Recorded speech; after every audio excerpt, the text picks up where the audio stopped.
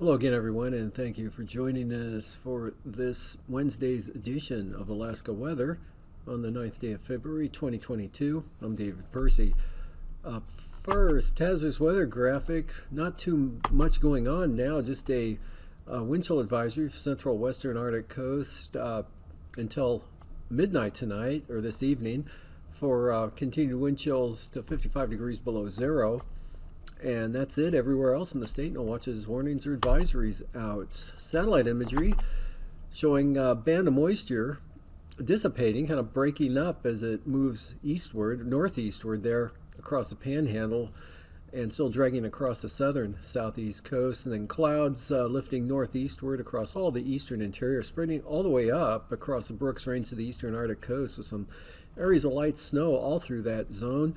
And then out over the Bering Sea, a lot of snow showers, low pressure kind of swinging in, at least a trough, into the southwest coast, bringing some scattered shower activity there, but pretty cold over the west central interior today with the clearing skies, as well as portions of the north slope.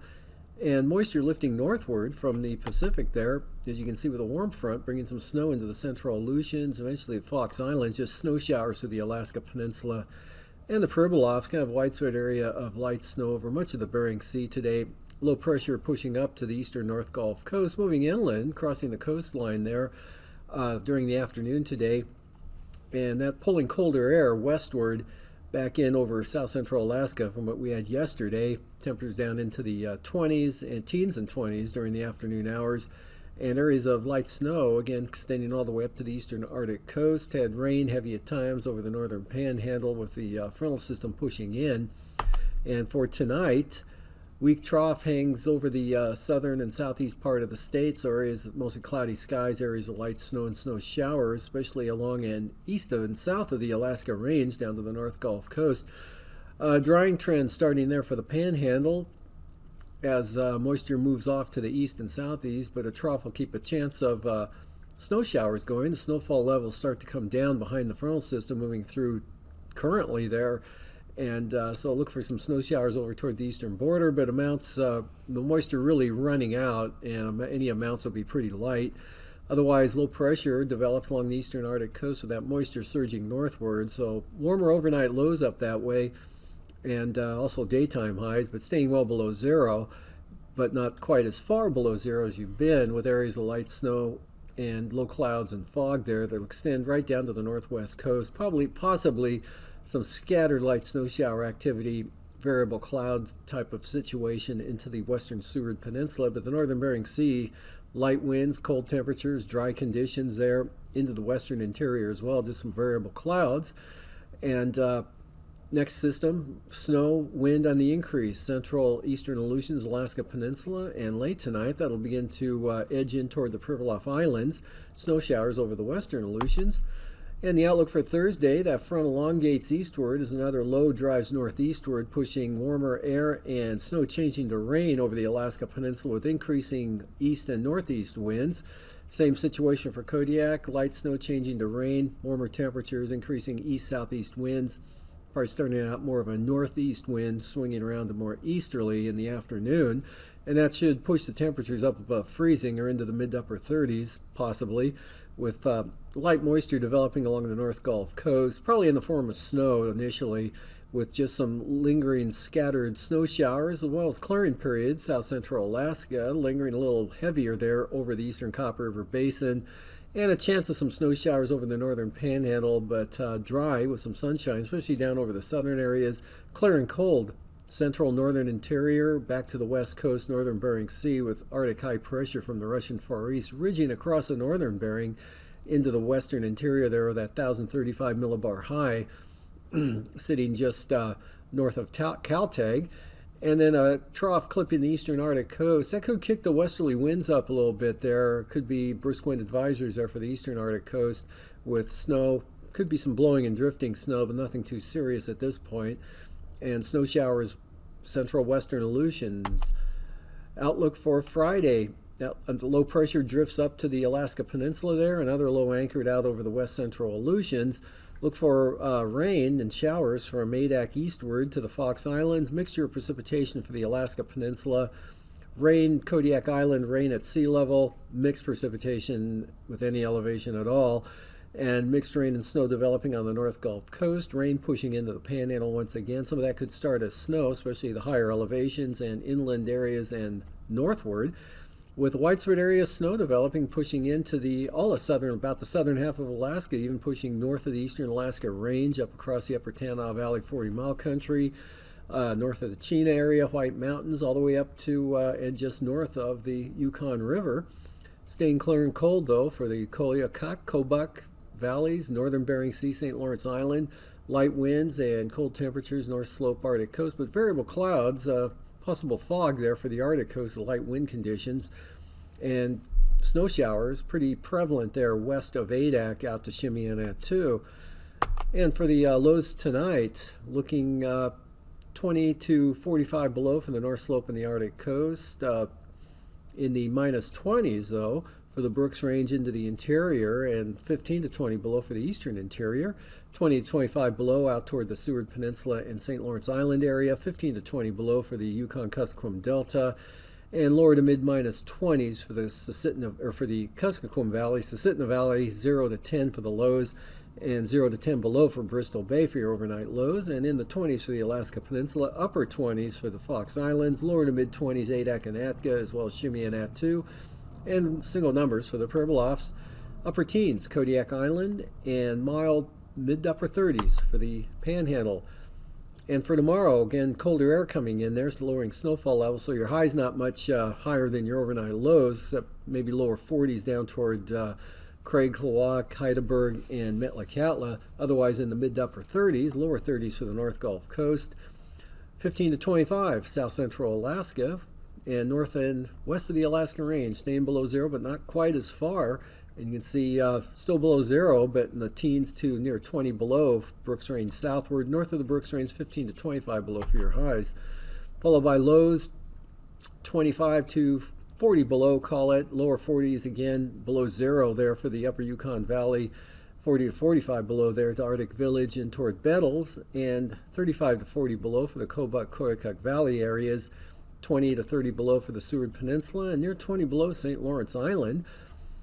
Say 20 to 25 below for Nikolai and McGrath. Sleep Mute, minus 13. Antioch about the same. And Bethel, 15 or 5 to 15 below for the Kuskokwim Yukon Delta area. But lower to mid 30s, warmer temperatures for the Alaska Peninsula, mid 30s for the eastern Aleutians. And a little bit warmer for the Pribilofs, but still down into the mid teens, lower 30s for the Adak-Atka area.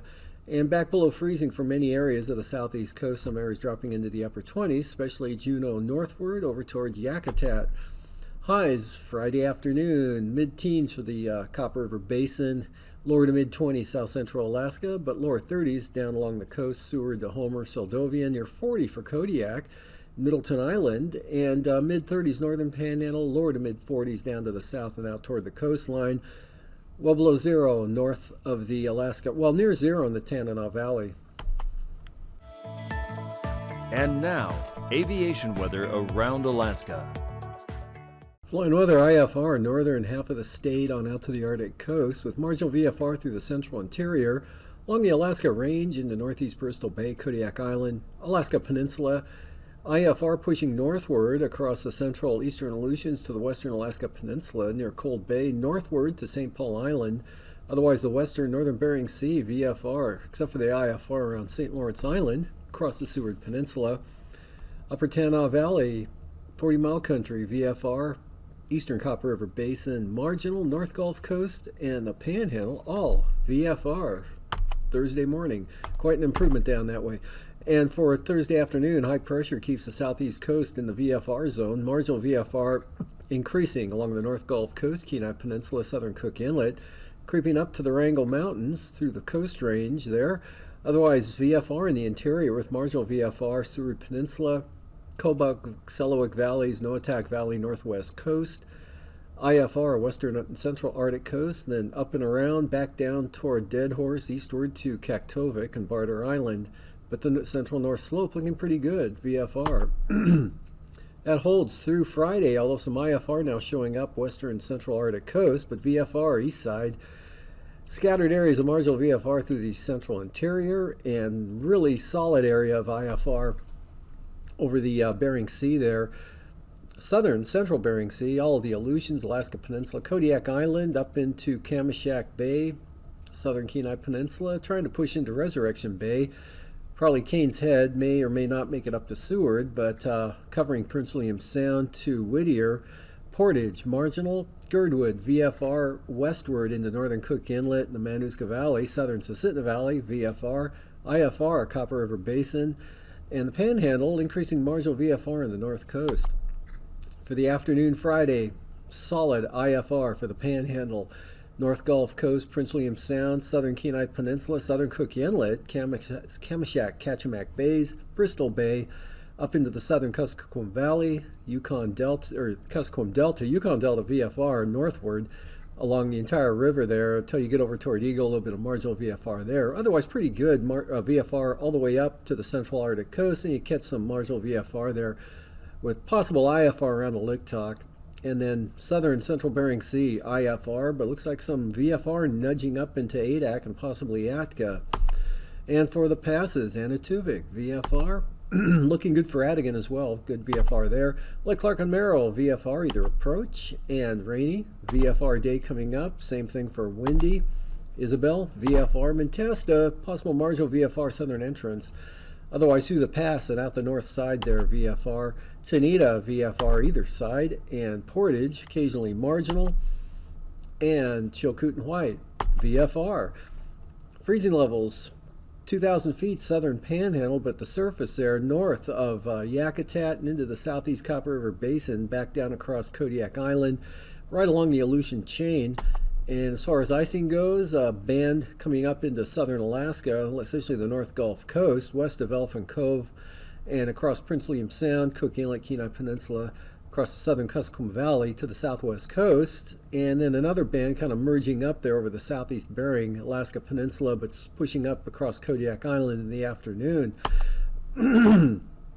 Excuse me, jet stream, westerlies, 125 to 130 knots from the west across the North Gulf Coast, northern Panhandle, ridging trying to push up there, drying it out over the central and southern southeast coast. Otherwise, much lighter winds out over the Bering Sea.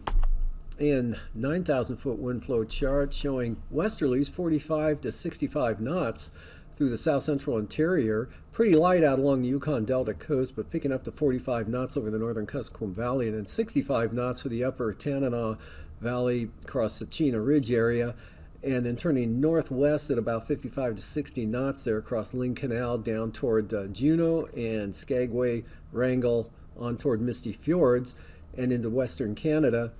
Southerlies 65 knots there south of Kodiak Island, and 35 to 40 knots southerlies there for the southern Bering Sea just east of Atka. And 55 knot easterlies there north side of Alo near Atka Island, and southeast 55 knot winds trying to push up to the Alaska Peninsula. Pretty light in the interior, but some westerlies 40 to 50 knots there, especially on the eastern Arctic coast.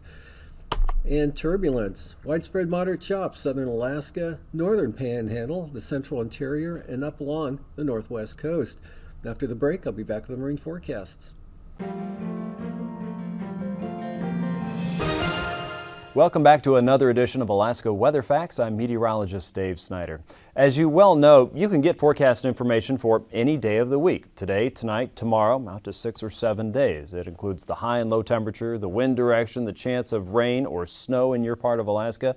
But did you know that there is information available to forecast out to 2 weeks? So the question is, how would you use that information? And here to answer that question today and tell us a lot more about climate services from the U.S. National Weather Service Alaska region is Rick Toman. He's the program manager for the Climate Science and Services. And Rick, thanks for joining us today. Thanks for having me, Dave.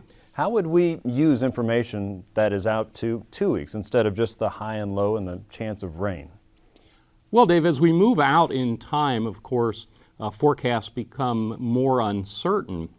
So as we move into that second week from now, we're not looking at specific highs or lows or precipitation amounts at any given place. What we can do with the state of the science at this point is get a handle on patterns.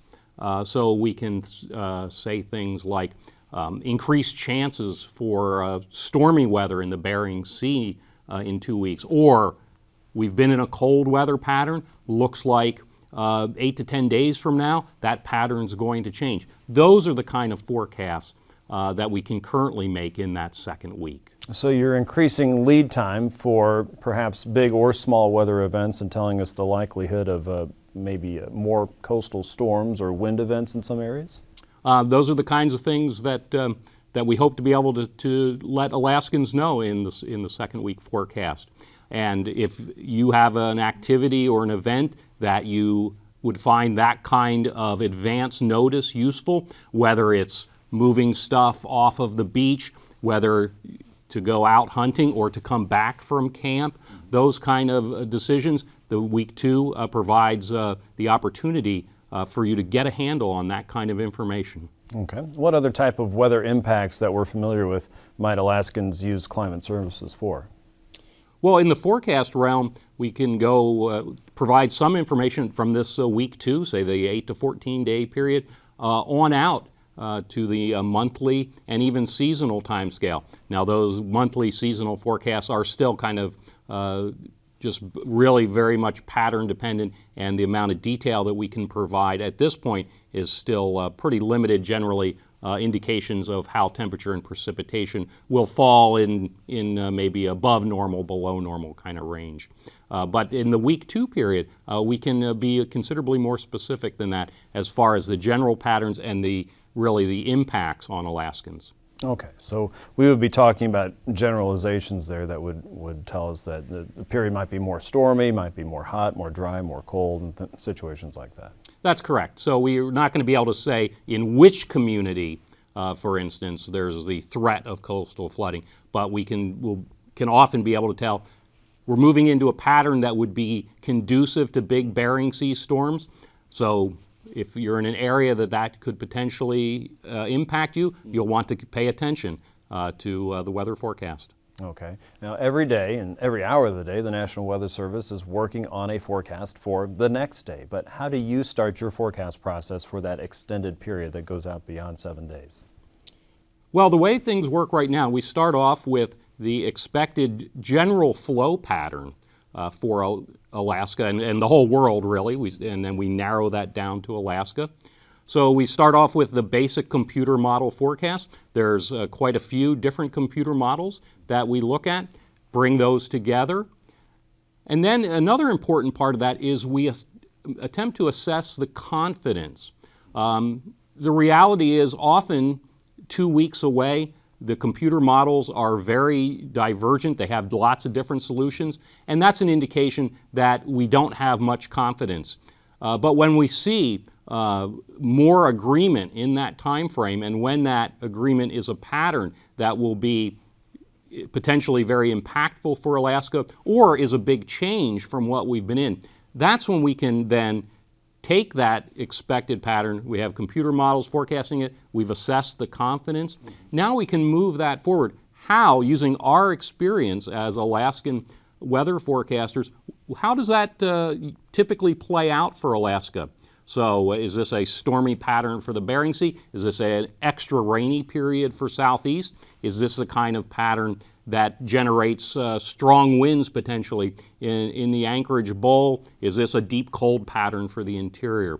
All of those are the kind of things that we're looking at in these large-scale patterns. That's very different than telling you that the winds on 10 days from now are going to be gusting to 120 on the hillside. We're looking for patterns, not the very specific information that the Weather Service will then hone in on as the event gets closer. So the idea is to keep the 5, 6, 7 day forecast the same, where you are getting the standard high and low temperature and the chance of wind or rain, but further out you get a broad general forecast, but as the time gets closer to that event, we'll get a lot more specific. That's correct. Okay, very good.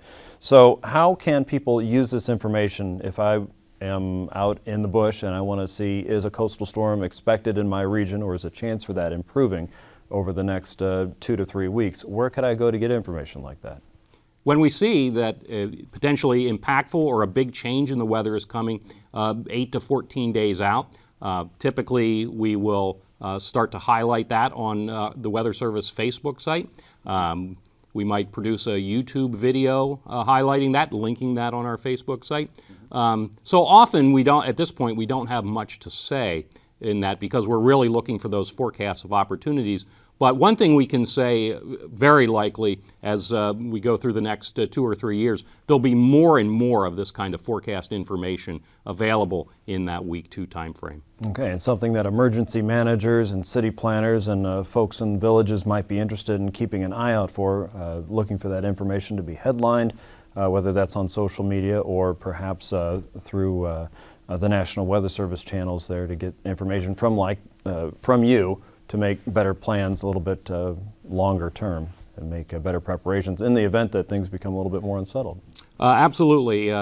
Climate Services with the National Weather Service Alaska region is talking to the state of Alaska every week, apprising them of that 2-week outlook. And on the social media side, we are working to keep Alaskans informed so that when we think we have some confidence in a high impact or a big change, that's the best way right now for folks to find out about that. Twitter, Facebook, so stay tuned to your National Weather Service. Very good, a developing program. Rick Tolman with the National Weather Service Alaska region. He's a Climate Science and Services Program Manager. Thanks so much for joining us again, Rick, and I hope to have you back again soon. Great, thanks Dave. For another edition of Alaska Weather Facts, I'm meteorologist Dave Snyder. We'll see you next time.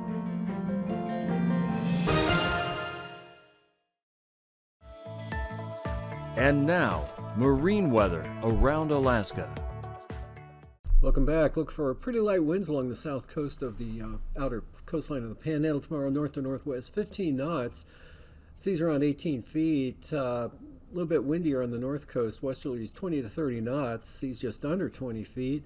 Small craft advisories for Lincoln Glacier Bay and the northern inner channels. Winds will be predominantly south at 25 knots sustained with seas at about 5 feet. Central and southern and inside waters looking at a south wind 15 knots. 3-foot seas, except in Clarence Strait, they're expected to be up to 10 feet. And let's see, Friday, small craft advisories on the south coast. South winds increasing 25 to 30 knots as the front approaches. Seas 11 to 13 feet. Gale warnings on the north coast, south to southeast, coming up to 35 knots. And for the inside waters, winds will be southeast to 20 knots with 4-foot seas. Prince William Sound, variable winds 15 knots for the day on Thursday with 3-foot seas. And small craft advisories for the North Gulf Coast, southwest winds 30 knots, 15 to 18-foot seas. And southeasterlies at 25 knots for the Barren Islands, 13-foot seas. Light variable winds for a change for Kamishak Bay, seas 4 feet. Cook Inlet, small craft advisories south of the Forelands. Brisk wind advisories, northern Cook Inlet, southwest winds 30 knots. They'll swing around to the northeast, northern Cook Inlet at about 20 knots, but come up significantly northeast at 35 knots. That's good for gale warnings for southern Cook Inlet and Kamishak Bay for 35-knot winds.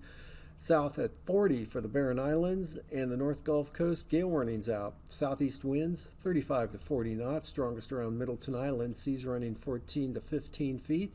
And for Prince William Sound, there's a small craft advisory as northeast winds increase to 25 knots. Seas will build to about 4 feet. Kodiak Island, gale warnings, east-northeasterlies, 30 to 35 knots, 7 to 12-foot seas. Sitkinak to Castle Cape, gale warnings, east winds 40 knots, 13-foot seas. Small craft advisories for the Alaska Peninsula, east winds at 30 knots, seas 7 to 14 feet. Bristol Bay, northeast winds 25 knots. And for Friday, brisk wind advisories continue in Bristol Bay, northeast winds 30 knots. And Bering Sea side of the Alaska Peninsula, north winds at 20, Pacific side, south at 20. Sitkinak to Castle Cape and up the east side of Kodiak Island, south winds 25 knots, seas 11 to 13 feet. Shelikof Strait, small craft advisories, southeast winds 30 knots with 9-foot seas. For Fox Islands Thursday, gale warnings, east winds 35 knots, seas up to 17 feet, small craft advisories Adak and Atka for northeasterlies 25 to 30 knots. Gale warnings for Amchitka Island, north 35 knots, and Kiska to Shimya, north winds 25 knots. Gale warnings in the forecast for Friday, Shimya to Kiska, northerlies 35 knots, east 25 knots on Chitka Island, south to southwest at 15 to 25 knots, or 15 to 20 knots for Adak and Atka, seas at about 10 feet there. And for the Fox Islands, southwest winds 15 to 25 knots. Southwest coast, northeast winds 20 to 25 knots, but good gales for the Pribilofs, northeast 40 knots, seas 11 feet, northeast 25 knots, St. Matthew Island, and diminishing winds as you head north, St. Lawrence Island, north at 15. And for Friday, brisk wind advisories along the southwest coast, north winds 25 knots, brisk wind advisories, St. Lawrence Island, northeast winds 25 knots, and small craft advisories, St. Matthew, St. Paul, St. George Island, northeast at 30. And for the eastern Beaufort Sea coast, west winds 20 knots tomorrow. Central coast, pretty light central and western coast, down to west-northwesterlies at about 10. And from Cape Beaufort to Cape Thompson, northwest 15 knots, and Cape Thompson to Wales, northwest at 20 knots. And for the next day, light winds along the Arctic coast, western and central Arctic coast, west-southwest at 10. And then brisk wind advisories from Kaktovik, Barter Island to Demarcation Point, west winds 25 knots. Otherwise, from Cape Thompson to Wales, winds will be north at 15. For tonight, weak low pressure, eastern Beaufort Sea coast, areas of snow now up that way, keeping bringing temperatures up from what they've been the last couple of days. And also over the interior as well, more clouds, especially the east side, chance of snow, but diminishing, southeast Alaska. And for tomorrow, that front out west there swings up another low, pushes up and brings warmer temperatures and rain into the Alaska Peninsula. Snow changing to rain for Kodiak Island with some light precipitation up along the North Gulf Coast. Dry day for the Panhandle.